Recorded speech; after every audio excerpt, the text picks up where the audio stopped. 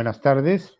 En primer lugar, un saludo muy cordial a todos ustedes, en especial a nuestro invitado de honor, el doctor Raúl Ferrero Costa, y al magistrado Manuel Miranda Canales, que nos honra con su presencia, y a todos ustedes, a todos los participantes. Antes de declarar inaugurada esta conferencia, quisiera decir algunas cosas importantes desde mi punto de vista. En primer lugar, la tarea fundamental del Tribunal Constitucional, como bien sabemos, es la tarea jurisdiccional. Sin embargo, la ley orgánica del Tribunal Constitucional y el propio Código Procesal Constitucional asigna al Tribunal Constitucional una tarea adicional, que es la de difundir el derecho constitucional, la jurisprudencia constitucional, las disciplinas afines, porque es necesario para el fortalecimiento del Estado constitucional, a la par que hacer justicia constitucional, crear conciencia constitucional, y eso se logra a través de una labor de docencia constitucional. Por eso, el Centro de Estudios Constitucionales es el brazo académico del Tribunal Constitucional. Y en esa línea realiza 3 tipos de actividades básicas, además de otras adicionales. En primer lugar, organiza eventos académicos. En segundo lugar, propicia y apoya e impulsa publicaciones. Y en tercer lugar, investigaciones también de orden académico. En el plano de los eventos constitucionales, existe una tipología de eventos constitucionales que ha sido aprobada por esta gestión a través de una resolución de director del Centro de Estudios Constitucionales, que consiste en la siguiente. En primer lugar, organizamos conferencias magistrales, a las cuales invitamos a connotados juristas, a connotados maestros, para que, como máximas figuras, participen y nos brinden sus conocimientos, sus experiencias, su sabiduría, y puedan así contribuir al proceso formativo y de consolidación de la conciencia constitucional. Luego hay conferencias especializadas, más bien dedicadas ya a temas más específicos, a cargo de especialistas de muy alto nivel. Luego tenemos debates constitucionales. Además, conversatorios constitucionales, talleres constitucionales, seminarios constitucionales y diplomados constitucionales. Todos ellos con objetivos muy precisos, que no es del caso que detalle ahora, pero sí quiero significar que el evento que hoy nos congrega es el de mayor nivel dentro de la categoría de eventos académicos que realiza el Tribunal Constitucional. Por ello, yo me siento sumamente halagado y honrado con la presencia del maestro Raúl Ferrero Costa, que es uno de los más connotados constitucionalistas peruanos, de prestigio y fama internacional, que ha marcado siempre un derrotero, sobre todo en la línea de la docencia, con una trayectoria muy importante en la Universidad Nacional Mayor de San Marcos. Es doctor en Derecho y tiene una importante contribución académica en las disciplinas que él domina. Voy a hacer un paréntesis para saludar al magistrado Augusto Ferrero Costa, que se incorpora a nosotros en este momento. Cierro el paréntesis. Entonces nos sentimos sumamente halagados y sumamente honrados con la presencia del doctor Raúl Ferrero Costa. Dicho esto, declaro formalmente inaugurada esta conferencia y le doy el uso de la palabra al licenciado Cayo, conductor oficial de nuestros eventos, a los efectos que presente a nuestro invitado de honor. Eso es todo en lo que a mi parte respecta. Muchísimas gracias por la presentación, que lo han hecho de manera muy merecida y con mucho entusiasmo. Quiero saludar al doctor Blume como presidente del Centro de Estudios Constitucionales y felicitarlo por la iniciativa de que se puedan dar este tipo de charlas y se pueda difundir más este derecho tan poco conocido por los muchachos universitarios de otras facultades, como es el derecho constitucional. Comienzo diciendo que lo primero que se me viene a la mente es que nosotros que estamos en el tema de derecho constitucional deberíamos insistir, esto lo he pedido yo varias veces en los últimos meses, de que hay que insistir de que se dicte nuevamente como curso obligatorio en los colegios el curso de educación cívica. La gente en general no conoce lo que es el civismo, más allá de nosotros abogados que creemos que todo el mundo conoce porque nosotros lo conocemos. Comienzo haciendo énfasis de esto como aporte al Centro de Estudios Constitucionales, que está haciendo con un gran mérito un trabajo verdaderamente encomiable, ¿no? El tema que me han pedido que desarrolle es las relaciones entre Poder Ejecutivo y Legislativo. Hoy día son complejas por todo lo que hemos vivido en los últimos año y medio, 2 años, y sobre todo por el problema que hubo con la cuestión de confianza, que nos llevó a un extremo al punto de que se disolvió el Congreso. Yo creo que nuestro régimen político eh, adolece de algunas deficiencias, pero es esencialmente es por el lado de que es excesivamente presidencialista, ¿no? Aunque atenuado, ¿no? Tiene una clara vocación hacia el reforzamiento de las atribuciones del presidente de la República. Así fue concebido por quienes elaboraron la Constitución de 1993 después del autogolpe que dio el presidente de la República legítimamente elegido, o sea que él decidió romper con el... Se dio un autogolpe, o sea, un golpe a sí mismo, e instauró un gobierno de facto del 93 hasta el 2000.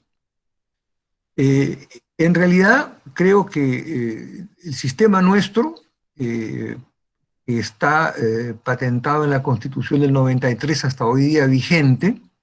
El presidente es quien escoge a sus ministros, si bien a propuesta del primer ministro. Eso en la realidad es algo relativo. El primer ministro es escogido por el presidente de la República, al igual que todos los demás ministros. Sin embargo, una vez nombrado el gabinete ministerial, este debe obtener el voto de confianza del Parlamento, con lo que se denomina el voto de investidura.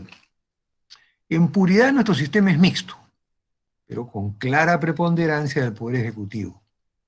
El presidencialismo consagrado en nuestra Constitución recoge en parte la experiencia norteamericana, pero con influencia latinoamericana de muchos otros países, lo que nos ha llevado en muchas ocasiones a un desequilibrio que desafortunadamente en la práctica favorece al presidente de la República. Es por esta razón que muchos autores piensan que quizá hubiera sido preferible optar por un régimen presidencial más claro, con lo cual se hubiera obtenido una mayor estabilidad política, porque es de corte presidencialista, pero no llega a serlo totalmente, ¿no? En todo caso, pensamos que debemos analizar el tema con lo que existe, es decir, el sistema establecido en nuestra Constitución, que es en rigor lo que se debe cumplir y respetar. Dentro de las estructuras del Estado, la Constitución menciona al Poder Legislativo primero, siempre, y establece que reside en el Congreso de la República, el cual consta de una Cámara única. El número de congresistas es de 130. En este momento no llegamos a eso porque se disolvió el Congreso legalmente establecido y después de la negación de la cuestión de confianza, en forma fáctica, nosotros hemos criticado y hemos estado en contra, pero que así sucedió. Se ha elegido un parlamento de 130 representantes. El presidente de la República es el jefe de Estado, pero además personifica a la nación. El jefe de Estado, por ejemplo, en España es el rey. Y el jefe del Ejecutivo es el presidente en ejercicio, que es el secretario general del partido que gana las elecciones. Para ser elegido presidente de la República en Perú, se requiere, lo cual lo han mencionado nuestras constituciones de un comienzo, por ser peruanos por nacimiento para ser presidente. Tener más de 35 años de edad, no sé si esa es una edad todavía pertinente o deberíamos aumentarlo un poco más. Al momento de su postulación tiene que tener 35 años y gozar del derecho al sufragio, el cual se ejerce mediante el sufragio directo. En Perú, nosotros creemos que el texto constitucional podría revisarse eventualmente como se intentó con el gobierno.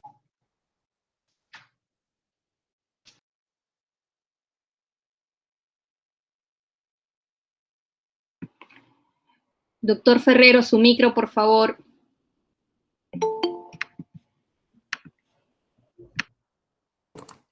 Ya, ahora sí.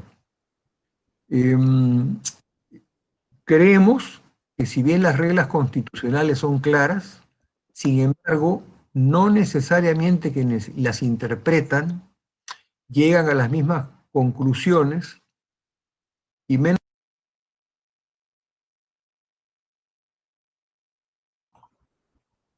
Se apagó su micro, doctor.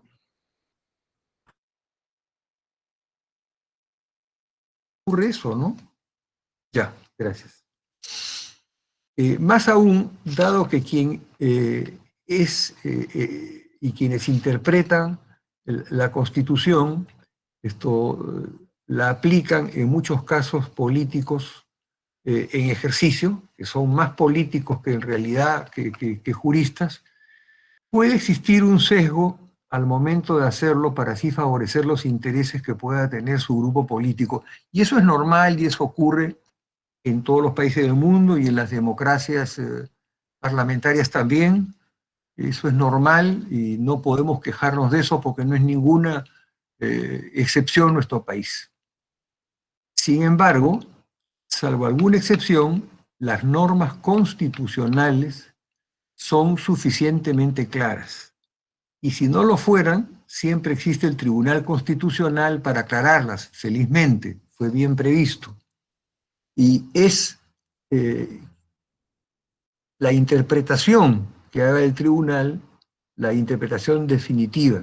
Y aquello que resulte lo más lógico es lo que se debe aplicar, ya que el TC es el órgano supremo de interpretación y control de la constitucionalidad, para lo cual nuestra Carta Magna establece con toda claridad que es autónomo, que es independiente de los demás órganos constitucionales, para lo cual se encuentra sometido solo a la Constitución y a su ley orgánica.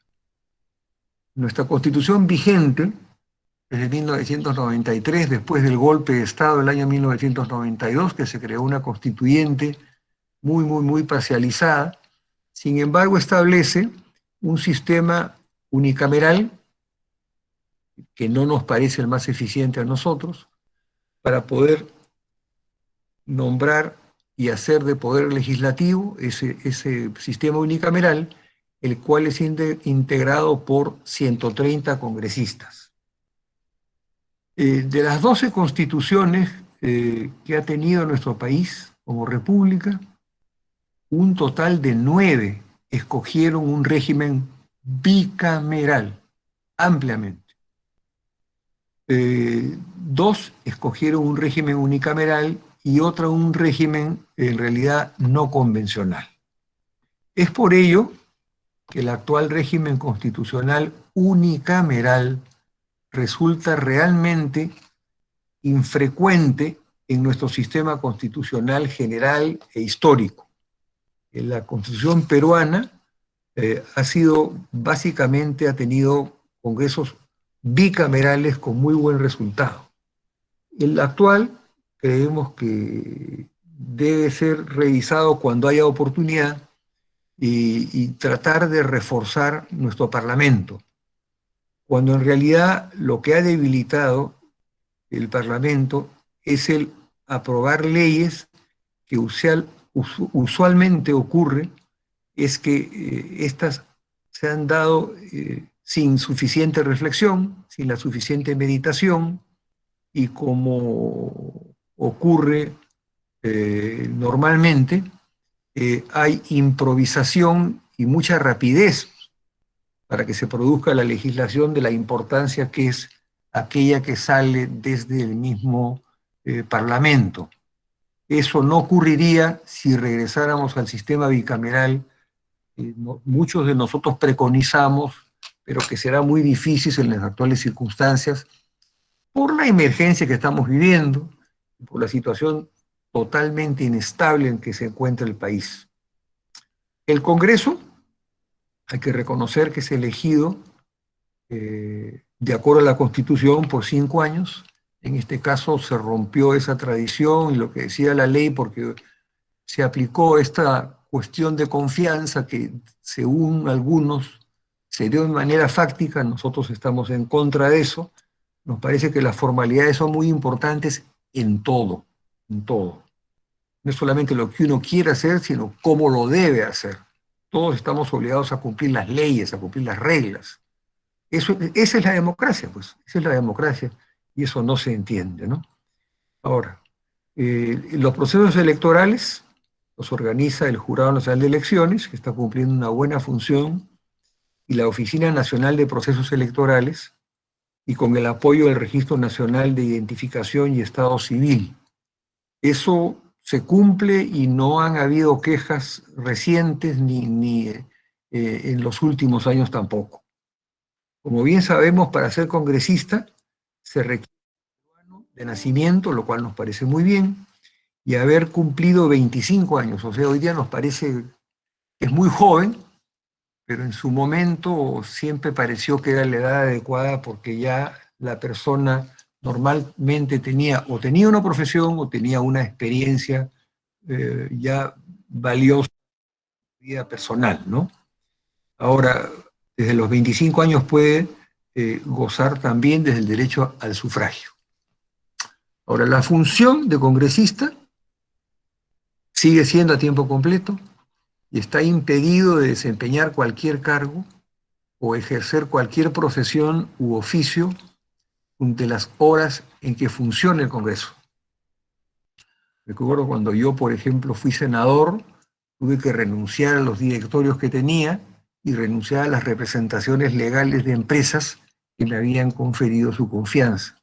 Y todo eso lo perdí para trabajar solamente en el Congreso, menos de 2 años como senador, y ocurrió lo que ocurrió en 1992 con el golpe de Estado del ingeniero Fujimori.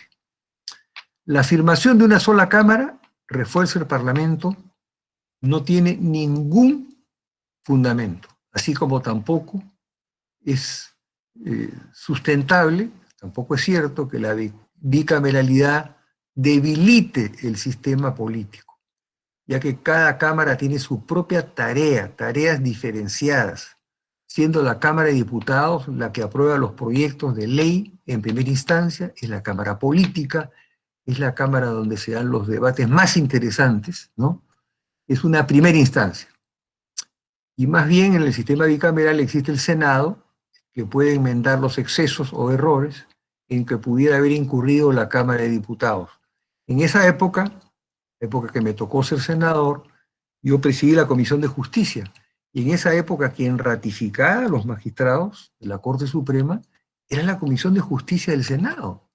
Y recuerdo que cuando tuvimos que ratificar a los 8 magistrados, que todos eran de primer nivel, ninguno de los miembros de la comisión que yo presidía se opuso al nombre de ninguno, porque sabiendo que tenían que pasar por el Senado, no se presentaba cualquiera, se presentaba la gente más calificada.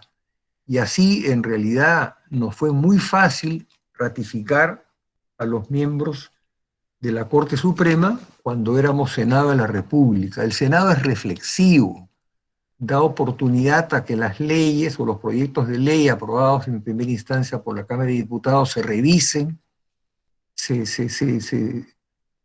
logren sopesar, y desgraciadamente no es el sistema que tenemos. Espero que algún día pronto regresemos a él y que sea más pronto que tarde, cuando podamos nosotros, los que estamos aquí presentes, verlo y eventualmente hasta participar. Además, cuando se presenta en un sistema bicameral un desacuerdo entre las dos cámaras, siempre existe la denominada comisión de conferencias para actuar y buscar el entendimiento entre ambas cámaras. No es que se peleen las cámaras entre sí, se llegan a entendimientos, y entendimientos que se nutren de lo mejor de lo que está proponiendo cada cámara, siendo la Cámara política por esencia, como he dicho desde un comienzo, la Cámara de Diputados. A esto se agrega el hecho de que la primera cámara es normalmente más política, así como la segunda cámara resulta más técnica y opera usualmente con mucho mayor moderación. En todo caso, no nos podemos detener en este punto, ya que más bien preferimos abocarnos a ver más cómo debe operar y complementarse los dos poderes políticos, como son el Ejecutivo y el Legislativo, ya que conversar sobre una segunda cámara en este momento, en la situación actual del Perú, esto no creo que sea muy constructivo, pero sí comentarlo, decirlo, que se entienda que con Senado estaríamos mucho mejor. El mismo presidente de la República, cuando hizo su proyecto de referéndum, pedía que el pueblo se pronunciara por un Senado. Y eso después fue, naturalmente, como incluyeron también la cuestión de confianza dentro de la misma pregunta, el presidente terminó, después de haber dicho que había que ir a un Senado, terminó votando en contra de la existencia del Senado. Nuestra Constitución trata primero al Poder Legislativo y luego al Poder Ejecutivo. Eso es usual en las constituciones bicamerales. Se puede decir que el Poder Ejecutivo es el que dirige al gobierno, mientras el Parlamento es el que legisla, por lo que cada uno tiene funciones absolutamente bien diferenciadas. La Constitución trata en primer lugar sobre las funciones del Poder Legislativo y en segundo lugar sobre las funciones del Poder Ejecutivo. Tal como lo han hecho todas nuestras constituciones anteriores, desde la primera hasta la más reciente, la de 1993, que es hasta hoy día la Constitución vigente. Por eso es común escuchar a los parlamentarios decir que el Congreso es el primer poder del Estado, lo que es no solamente discutible, sino inexacto. El poder legislativo es el que produce las leyes. La ley se aplica desde su entrada en vigencia a las consecuencias de las relaciones, situaciones jurídicas existentes, ¿no?, que hayan logrado poner en orden las ideas que deben ser materia de la legislación que quiere aprobarse. No tiene fuerza ni efectos retroactivos la ley se deroga solo por otra ley, o queda en efecto por sentencia que declara la inconstitucionalidad, que solamente la puede declarar en última y definitiva instancia el Tribunal Constitucional, que es una creación que tiene mucho mérito y que yo aprecio mucho, sobre todo porque pienso que es la que está actuando en cierta forma, disculpe que le diga esto a los miembros del tribunal, es un poco el Senado de la República, ¿no? Está actuando como un Senado, aunque solamente con 7 miembros, ¿no? Pero el poder determinar cuando una ley aprobada por un Congreso unicameral es inconstitucional es de una gran fuerza en el derecho y de una gran importancia en el funcionamiento político justo y equitativo, en tanto y en cuanto el Tribunal Constitucional se comporte siempre como debe, ciñéndose no solamente a la letra de la ley, sino a la letra de la Constitución y de la lógica jurídica. Asimismo, ningún proyecto de ley puede sancionarse sin haber sido previamente aprobado por la respectiva comisión dictaminadora del Congreso. Sin dictamen constitucional a favor, no se presenta el proyecto. Tienen derecho a iniciativa en la formación de leyes el presidente de la República y los congresistas. Igualmente pueden hacerlo los otros poderes del Estado, las instituciones públicas, autónomas, los gobiernos regionales, los gobiernos locales inclusive, y los colegios profesionales. Por eso es que el Colegio de Abogados tiene una cierta importancia, por ser el colegio que reúne a los profesionales de las leyes, ¿no? Y al cual pertenecen los magistrados de toda índole, ¿no? Y son muy importantes en la vida del país.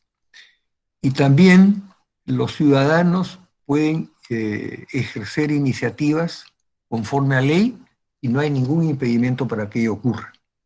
Como sabemos, una vez aprobada la ley, se remite al presidente de la República para su promulgación. Y de no producirse, lo hace el presidente del Congreso o el de la Comisión Permanente. Normalmente lo que ocurre en la realidad de los hechos es que, aprobado el proyecto de ley, de acuerdo a nuestra legislación, el presidente de la República tiene 15 días para firmarla y darle el refrendo, y a veces eso en la práctica demora 3 semanas, o son 15 días extendibles en la realidad muchas veces a 20, 25 días. Pero si no la firma, entonces la puede poner en vigencia el mismo Parlamento. Lo que usualmente ocurre es que cuando el presidente de la República observa, esto regresa al Parlamento y se trata de llegar mediante la comisión de conferencia a algún tipo de acuerdo. Eso casi no ocurre últimamente en el Perú. Los proyectos de ley son aprobados por el presidente y refrendados por el presidente de la República. Y porque sabe además que si no se crea una situación política muy difícil de manejar, que puede terminar en cualquier cosa menos en una buena conducta democrática.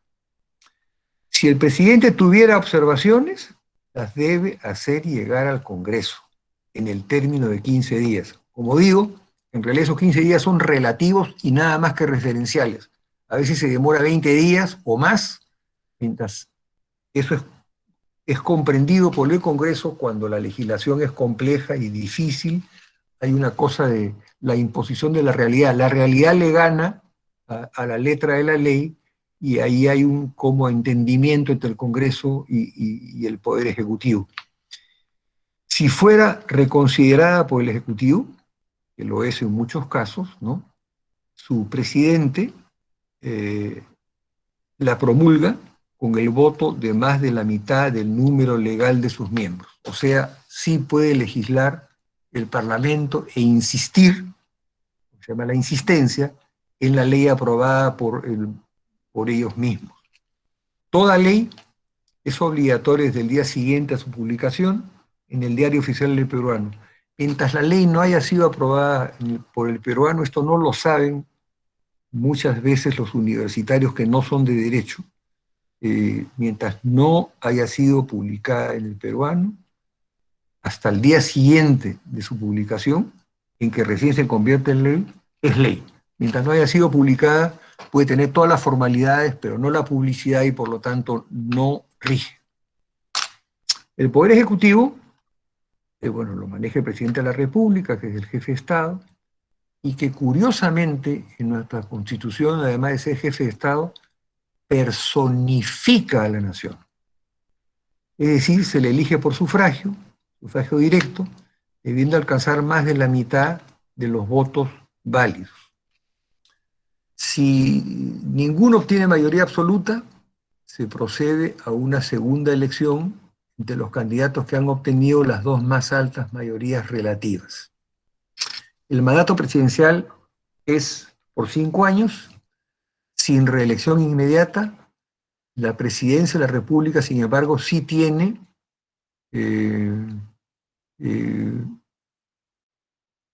o establece algunas causales mediante las cuales puede vacar el cargo de presidente de la República. Vaca, obviamente, por muerte, vaca por su permanente incapacidad moral o física declarada por el Congreso. Esto de la incapacidad moral o física, sobre todo la moral, es muy discutible y ha sido el gran cajón desastre muchas veces para poder sacar al presidente de la República en algunos casos de manera injustificada, ¿no? Porque ¿quién evalúa la incapacidad moral? La evalúa, como es natural, el Congreso. Y el Congreso sí puede declarar incapacidad moral por consideraciones valorativas del mismo Congreso y declaradas por la mayoría congresal. Por lo tanto, sí se puede sacar a un presidente de la República si el Congreso realmente lo quiere y tiene razones justificadas. La tercera razón es por aceptación de su renuncia, y se hace naturalmente ante el Congreso. La cuarta es salir del territorio nacional sin permiso del Congreso o no regresar dentro del plazo estipulado. También cabe la vacancia por esa causal. Y la última es la destitución por haber sido sancionado por las graves faltas contenidas en el artículo 117 de la Constitución. En realidad, el manejo de la vacancia en el Perú ha sido en muchos casos por incapacidad moral, que es un término muy amplio, pero que ha servido para poder exigir el retiro y su vacancia al presidente de la República cuando ha sido necesario. Por otro lado, el presidente solo puede ser acusado durante su periodo por traición a la patria, que es una sanción pues durísima, ¿no? Además es la más, diría yo, pues la más dura para alguien, ¿no? Que lo traten de traidor. O de impedir las elecciones presidenciales, por eso se cuidan tanto los presidentes en que se realizan las elecciones presidenciales dentro de los cronogramas establecidos, ¿no? Por impedir las elecciones parlamentarias, regionales o municipales. Todo lo que sea la participación popular es el sustento de la democracia. Es quien impide la elección de los miembros que renuevan a las autoridades es fundamental, porque la democracia es eso, la participación del pueblo en el gobierno a través de sus representantes, ¿no? También se puede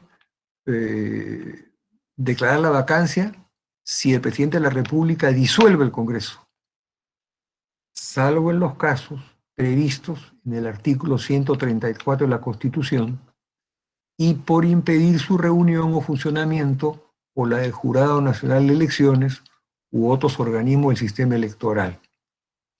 Aquí hubo una disolución del Congreso hace poco, en que se aplicó una sanción draconiana por haber sostenido de que no, que sí cabía, en este caso,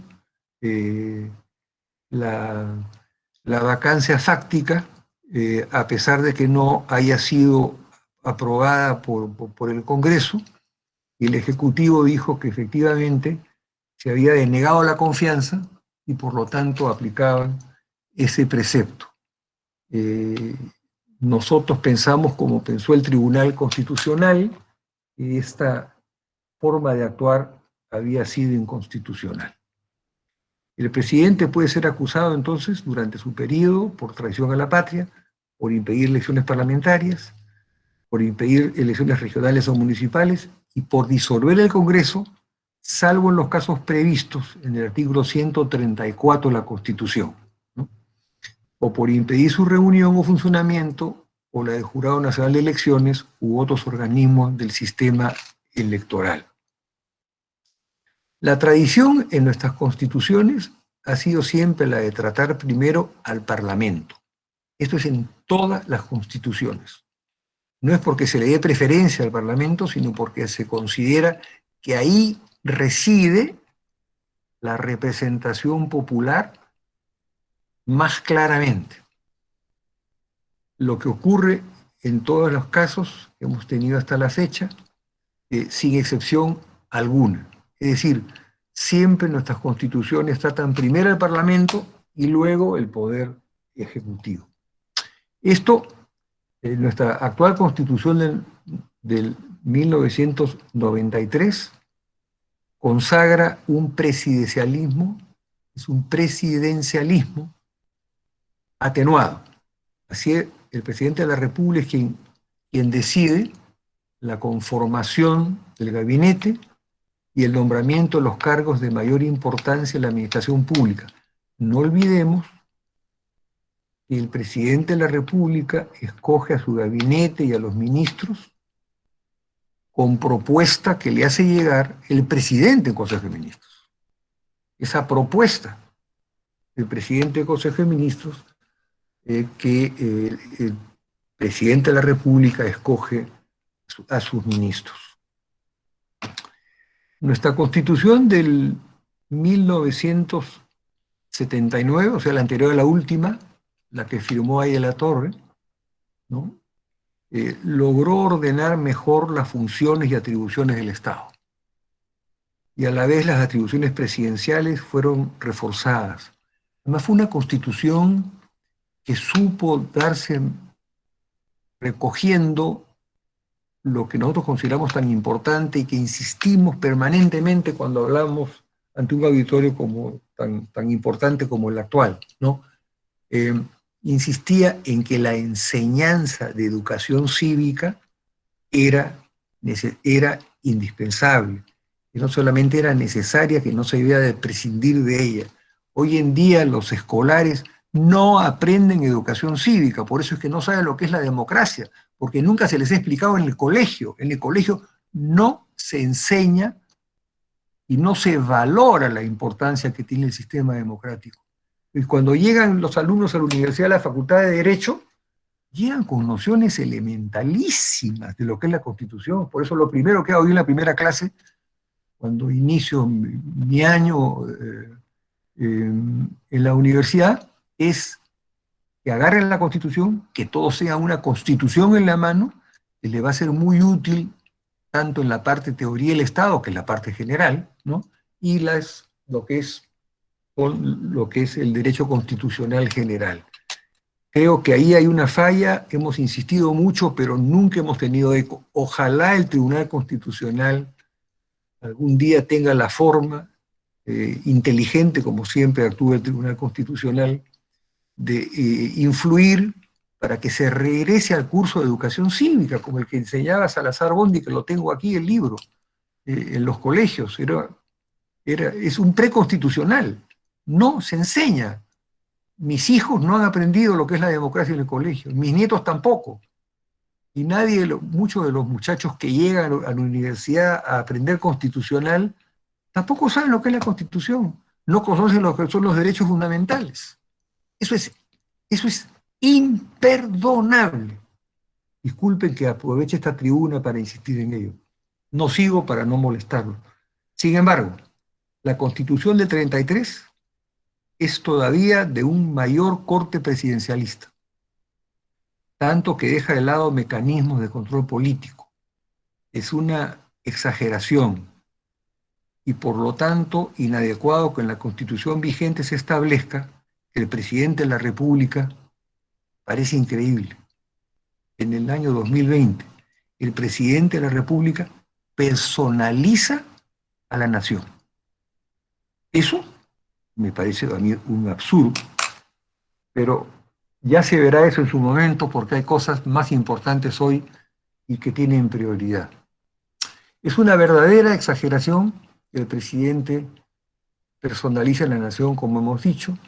Ello nos parece no solamente absurdo, sino que a la vez lo convierte en alguien con facultades que no ayudan a un buen equilibrio de poderes, por cuanto favorece una tendencia al caudillismo, casi la incentiva, ¿no? La figura del presidente de la República tiene sus orígenes no en Europa, en Estados Unidos de Norteamérica. Una vez que obtuvo su independencia de los denominados como ingleses, que hoy forman parte de lo que se denominaba la Gran Bretaña, y hoy día ya tampoco existe la Gran Bretaña, sino el Reino Unido. El parlamentarismo ganó mucho con el comportamiento del Parlamento inglés, que a mí me merece un inmenso respeto. Por otro lado, nos parece bien que no se permita la reelección presidencial inmediata, aunque sí cabe después que haya pasado un periodo, por lo que no afecte el denominado continuismo. Y así se evita la concentración excesiva del poder en la misma persona, que consideramos que es muy inconveniente. Al contrario, hay que darle participación a todos para que puedan acceder a un cargo de esa importancia. Para que un régimen democrático, el poder no puede estar concentrado en una persona o en un pequeño grupo de ellas. Por el contrario, tiene que estar repartido en distintos órganos que le dé un equilibrio y al que comparta el poder y se sepa respetar las atribuciones de los otros poderes, de forma que ninguno se entrometa en aquello que no le corresponde. El Poder Judicial es independiente, el Parlamento es independiente, y el Ejecutivo depende de la supervisión que permanentemente le hace el Parlamento, pero es totalmente independiente en las atribuciones que tiene el Presidente de la República. Así, le cabe conocer en instancia única la acción de inconstitucionalidad al Tribunal Constitucional, lo que procede contra normas que tienen rango de ley, leyes, decretos legislativos, decretos de urgencia, tratados, reglamentos del Congreso, normas legales de carácter general y ordenanzas municipales que contravengan la Constitución en la forma o en su fondo. No habiendo Senado de la República, perdón, un segundito.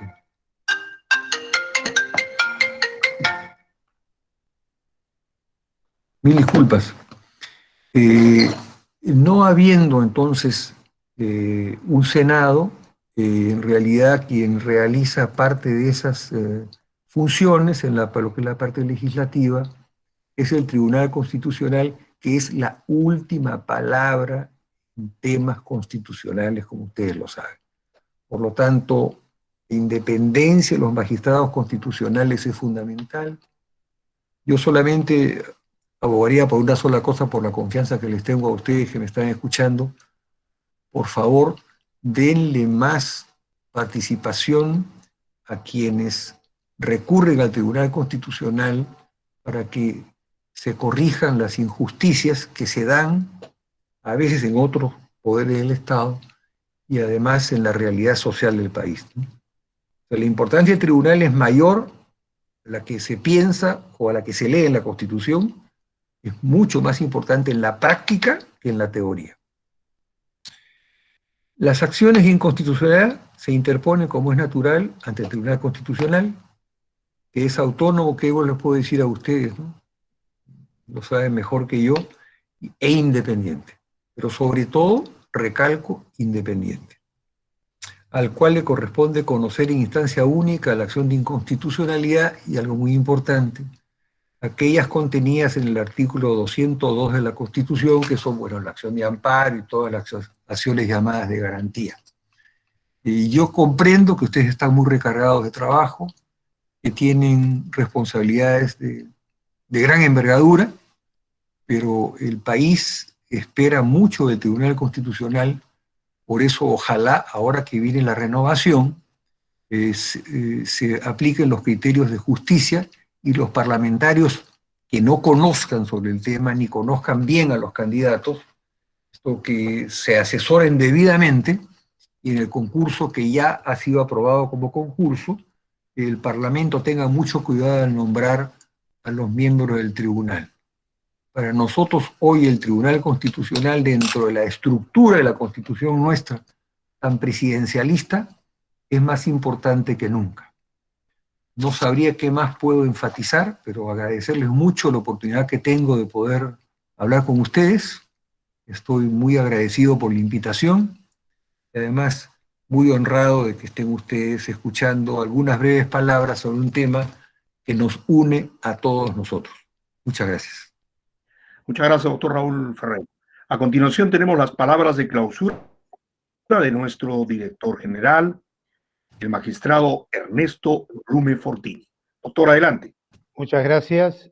Bueno, quisiera agradecer muy sinceramente la brillante disertación que nos ha obsequiado el constitucionalista y maestro universitario don Raúl Ferreiro Costa sobre un tema vital de indiscutible importancia para el Estado constitucional, que es el relacionado con las relaciones entre el Poder Ejecutivo y el Poder Legislativo.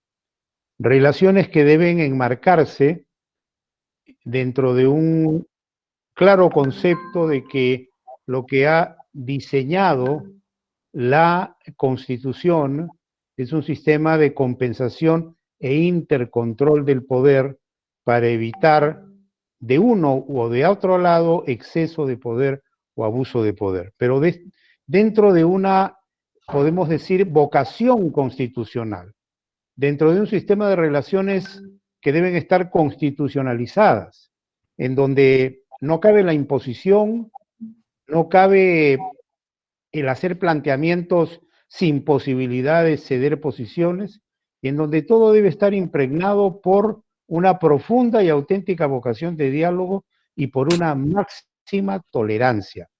Y yo me permito señalar que durante mi presidencia, en la cual me tocó estar en el escenario vinculado a toda esta problemática que el país estaba viviendo y continúa viviendo, yo insistí reiteradas veces en que teníamos todos que darnos una dosis de constitucionalidad y que debía reinar una vocación de diálogo y tolerancia para lograr acuerdos, acercamientos, porque solo a través de un concurso de esfuerzos el país puede salir adelante.